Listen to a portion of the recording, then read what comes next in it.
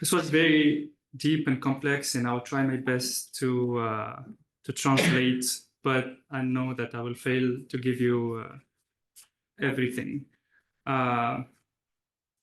So let's speak about the ending letter of the poem, which is Noon.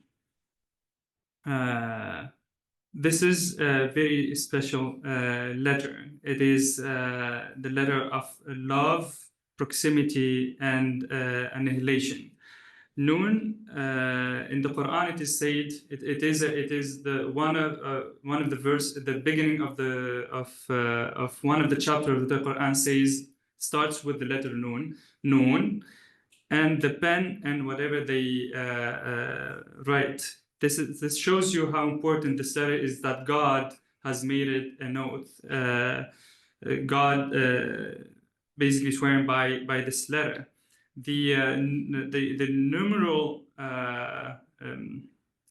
index of this letter is 50. If you guys are familiar with the numerals for the Arabic letters, some of them, like all Arabic letters in the tradition, have numbers that are associated with them, like Alif 1, B 2, Jim 3, D 4. It goes this way. Noon is 50, and Noon, when you say it, it is Noon, Wow, Noon. It is a repetition of the letter N.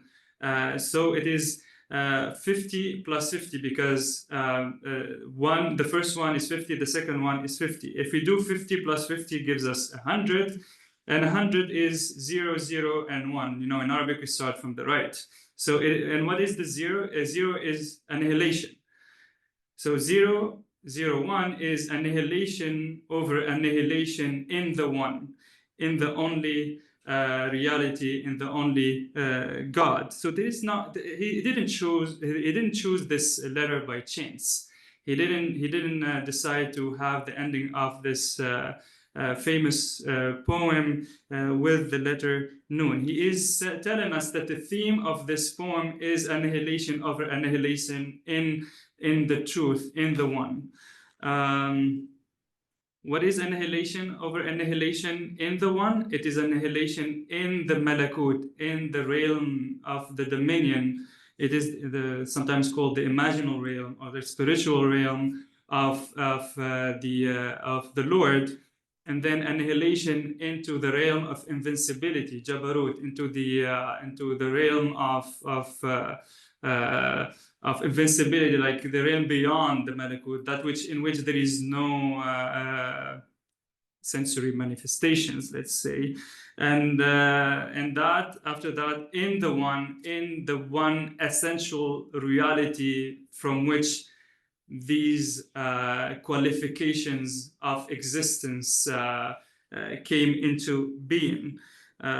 Because where do you find that? You find that in the hadith of the Prophet ﷺ, which he says, God was and nothing was with him. This is basically when you arrive to the fana, over the fana into the one, is to arrive into that the realization of that hadith. And God was, Allah was, and nothing was with him. The Shaykh has given us some, he used verses, couplets from another Shaykh that I don't remember, so I'm not going to be translating those couplets, but they were very deep, basically, from Shaykh Sidi Ahmed al-Alawi, the Algerian Shaykh who passed away in 1934. Where do we find also this in the tradition? We find in the hadith of Haritha, in which the famous hadith which he met the Prophet ﷺ, asking, how did you wake up, Haritha, today? He said, I woke up a true believer. And how did it happen? He told him.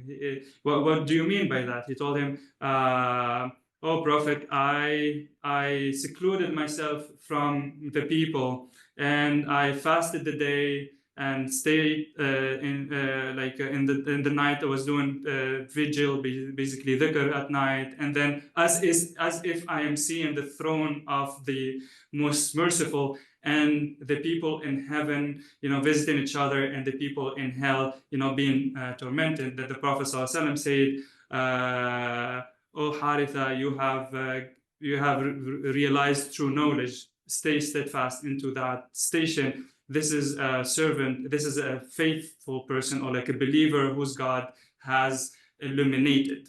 So this hadith is telling us that, you know, the first thing is to seclude yourself, to have this state of estrangement, and only connect with the creation of the Lord outside humanity. So the letter Nun, I'm trying to summarize. The letter Nun, it is a letter that we find in the name that is the name of the essence and the name of attribute, the name Ar-Rahman, the most merciful. It is at the end, and this is for the realized Sufis and for the Ahl Bayt. It's like the Nun. It is one of the it's very significant in the letter in Ar-Rahman. It is basically like, if you want to see how the Rahman works, you need to reflect on the letter of the Nun, because Ar-Rahman itself, it has you could divide it into three sections, let's say. The first one is Alif, Lam, Ra, which are also one of those letters in the Quran by which God takes oath. There is the Hamim, same thing, and also Nun. Those are like oath letters, and the Nun is emblematic of the name Ar-Rahman, in which it is a disclosure of the sciences of Ar-Rahman into the phenomenal realm, or the realm of coming. This is an esoteric language that we're talking about. The Rahman, the Nun is found in it's also a letter in the Basmala, in Bismillah ar-Rahman ar-Rahim, because Rahman is in the Basmala.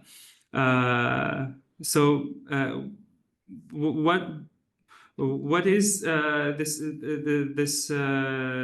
this Nun? It is, as I said, it is represented by love, as Ibn Arabi is telling us. And what is love in Arabic is hub, ha and ba, like those two letters.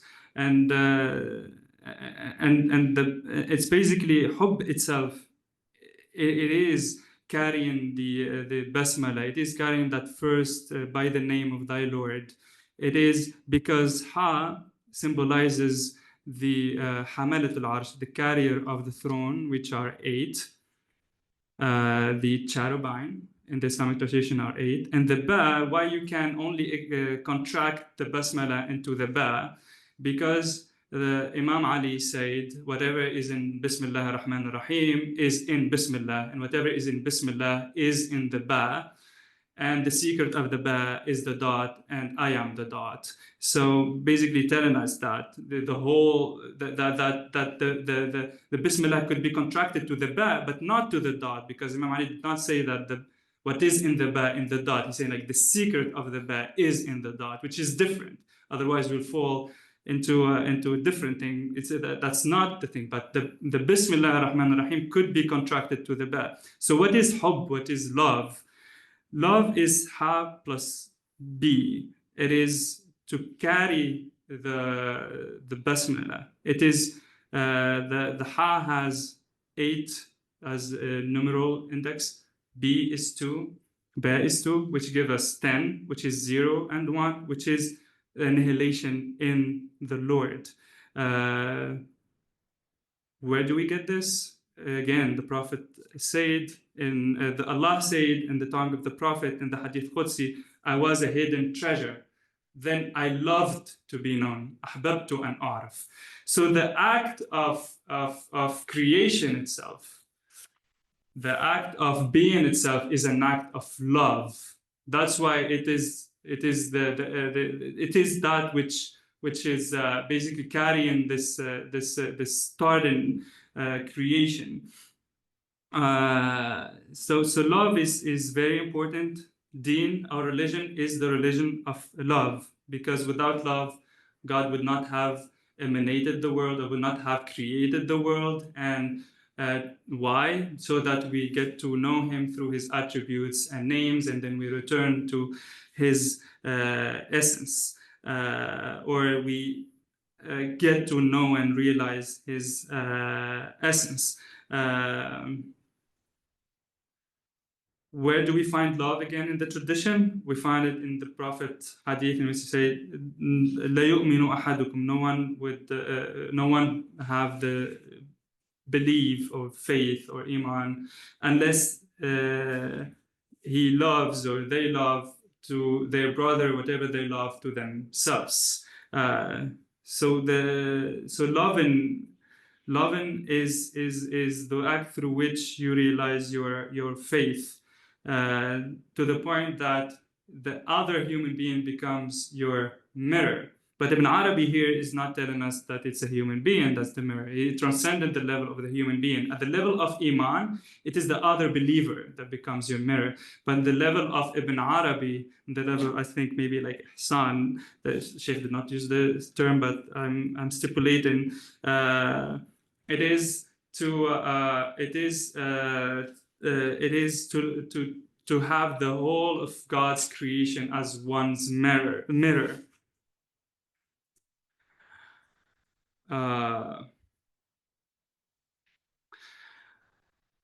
Where do we find this in the tradition? It says, God says in the Quran, where do we find that in the tradition that all of God's creation becomes one's mirror, not only the believers? It is, God said, we will show you our signs in the horizons and in yourself. So the realized will see themselves, will see everything around them as a reflection of divine signs, and then they will see all of God's creation and all of God's signs as the reflection of their own truth, their own reality. That's what they will see within themselves, fi anfusi, in their selves. Back to the letter Nun. Nun is 50 and 50. It is two letters mirrored by the waw, by the letter waw. It is the mirroring of the Lord and the servant, al-Rabb wal-Abd. It is this relationship of servanthood and lordship. It is the mirror become a perfect mirror of the other. It is to mirror through servanthood within yourselves the reality of your Lord. So Nun is a letter again of the Fatiha. And I think I've talked about this. There's no need for us to. So basically, hope. The theme of this poem, it is divine love. It is love. It is to carry, symbolized by the letter Ha, the basmala, the in the name of thy Lord. It is to be the carrier of that reality.